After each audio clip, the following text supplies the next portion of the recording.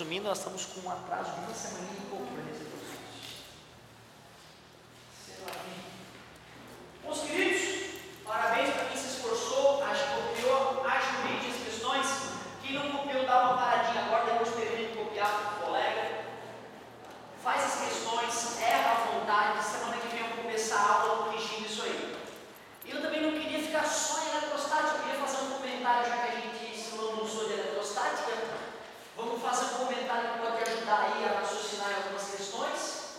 E aí, legal era migrar para outra matéria. A gente já viu? Começou a ver outra matéria? Ou é só também eletrostática ainda? Termometria, as escalas termométricas, Fahrenheit, Celsius e Kelvin. Legal. E dilatação, cheguei a fazer algum comentário para vocês, dilatação? Não, né? Eu acho que naturalmente é isso, né? Termometria, depois vai dilatação.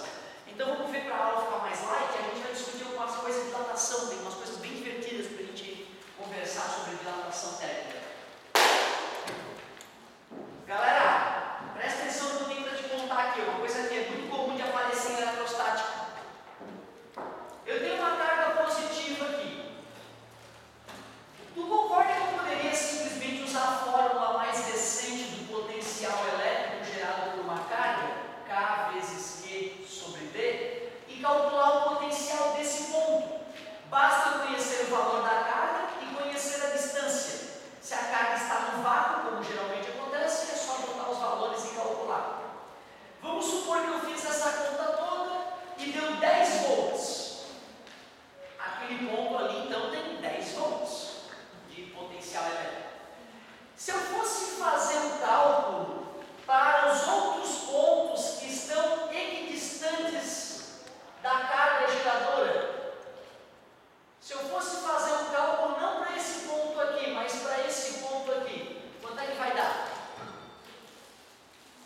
Mudou o valor da carga? Não, né? O K é o mesmo, a distância é a mesma. Eu juro que eu tentei fazer uma circunferência. Então o cálculo continua dando o mesmo. A colega tem razão. 10 volts. E aqui? 10 volts, 10 volts, 10 volts, 10 volts. Eu estou fazendo esse desenho no plano do quadro.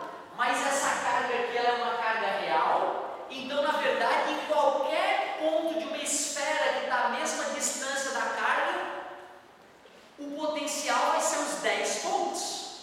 Dá até para imaginar essa superfície esférica aqui em volta, como uma bola de futebol, que tem toda a mesma distância da carga geradora.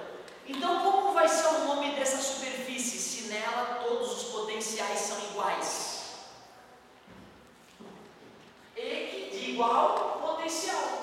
Superfície equipotencial é aquela superfície onde os potenciais são todos iguais. Se eu fosse fazer esse estudo numa distância um pouco maior, o potencial dessa nova pontilhada vai ser maior ou menor que 10 volts? Aumentando a distância, o que acontece com o resultado dessa conta? Diminui, concordo comigo, dividir por um número maior é um resultado menor, né? Tudo bem? Então, sei lá, poderia ser 5 volts. E mais longe ainda, 2 volts e assim por diante. O importante é tu perceber que ao redor de uma carga elétrica existem infinitas superfícies equipotenciais. E essas superfícies têm esse nome por ter o mesmo potencial. Mas vem cá, quando eu te mostrei a ideia de potencial, eu disse que o potencial de A para B é a energia para ir de A até B sobre o valor da carga. Se eu pego o ponto A que tem 10 volts e o ponto B que tem 10 volts, já que estão na mesma superfície equipotencial, quanto de energia eu gasto será para pegar uma partícula carregada e levar ela do ponto A para o ponto B? Quanto de energia será que eu gasto? Quanto é que é o V do ponto A mesmo? 10 volts.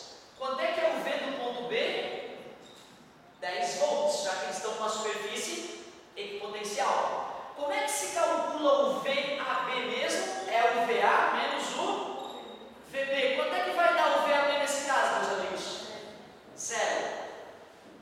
0 é igual à energia potencial de A para sobre a carga. Está dividindo, passa a energia que eu vou gastar para ir de A para B é... Não, mas é claro, é verdade. O elétron está orbitando o núcleo atômico, sempre no mesmo orbital. Se houvesse gasto de energia para isso acontecer, a natureza, para existir, gastaria energia constantemente. Então tu vê, sempre que eu desloco uma partícula carregada numa superfície equipotencial, eu não gasto energia, certo? Porque já que não existe diferença de potencial entre um ponto dela e outro ponto, não há gasto de energia. Resumindo, se eu pegar uma partícula ali carregada e jogar ela aqui, indo de A para B, ela vai ficar passeando nessa superfície equipotencial para toda a eternidade, sem gasto de energia. Tu vê, né, cara, como essa teoria corrobora para a ideia de átomo. Aliás, na verdade, a gente sabe que o átomo é como é graças a esses estudos, né, de potenciais elétricos e campos elétricos. Então tu vê que interessante, eu vou gastar energia se eu for levar ela do ponto A para o ponto C em outra superfície equipotencial. Se eu for mudar de superfície equipotencial, eu gasto energia, mas na mesma superfície equipotencial não há gasto de energia. Por isso que na química a gente aprende, né, que para o elétron ir para um orbital mais externo, né, ele vai ter que ganhar energia. E quando o elétron volta para um orbital mais interno do átomo, ele libera energia para que isso aconteça. Tá? Houve um momento ali em que surgiu alguma pergunta sobre superfície equipotencial e esse comentário vai te ajudar a responder algumas questões futuramente. Aliás, essas superfícies são coisas novas, mas antes de falar das superfícies, eu tinha desenhado para vocês as linhas de campo, lembra? Que são divergentes para partículas positivas e convergentes para partículas negativas, né? Eu te pergunto então duas coisas. As linhas de campo elétrico apontam para a região de maior potencial ou de menor potencial elétrico? Né, tá do 10 indo para o 5, né? Está apontando para a região de menor potencial. Essa é uma característica nova das linhas de campo. Eu já tinha escrito que elas nascem nas cargas positivas e morrem nas negativas, que elas jamais se cruzam, que elas representam a trajetória de uma partícula positiva abandonada na linha, certo? Isso a gente já tinha comentado, que quanto mais próximas as linhas de campo estão, mais intenso é o campo. Isso eu já tinha comentado, mas tem um comentário novo. Tem um comentário novo então aqui, sobre as linhas de campo.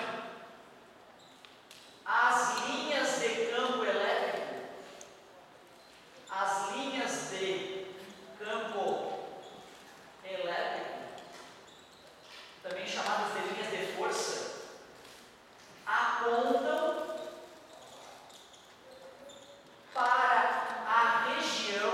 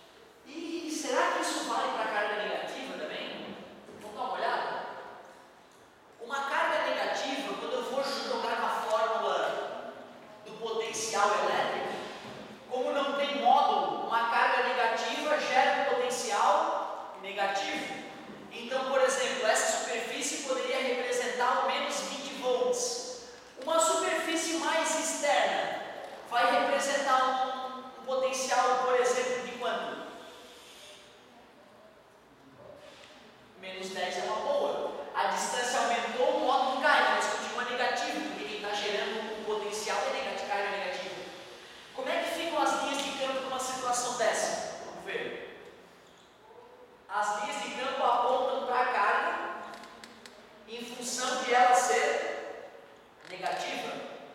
Continua valendo as regras que eu acabei de comentar? Né? Porque a linha de campo está apontando para a região de menor potencial, está vendo de menos 10 para menos 20, ó, certo? E elas continuam atravessando as superfícies entre potenciais perpendicularmente. Então essas duas regras são gerais, sempre funcionarão. Observe que essas duas regras, a gente numa futura revisão, eu vou colocar essas duas regras novas com aquelas outras que eu acabei de citar. As linhas de campo elétrico ou linhas de força elétrica nascem nas partículas positivas, morrem nas negativas, jamais se cruzam, representam a trajetória de uma partícula positiva. Quanto mais próximas, mais intenso é o campo, quanto mais afastadas, menos intenso é o campo. Apontam para a região de menor potencial e fazem 90 graus com as superfícies equipotenciais. 6 características, é difícil o vestibular cobrar coisa que seja além disso que eu acabei de comentar, a respeito das linhas de campo, aquelas linhas que representam o campo elétrico. E aí está de bom tamanho, cara. A única teoria nova de hoje foi isso aqui, das superfícies equipotenciais. O resto a gente resolveu o exercício e eu passei então 4 exercícios mais básicos para a gente se familiarizar com essa matéria antes de começar a encarar as questões mais pedreiras mesmo. Coisa linda! Agora vamos mudar de ares, vamos para uma física mais palpável, uma física mais tranquila, que é a termologia. Vamos voltar à termometria e migrar naturalmente para as dilatações. Muita coisa legal para discutir com vocês aí nessa nova física.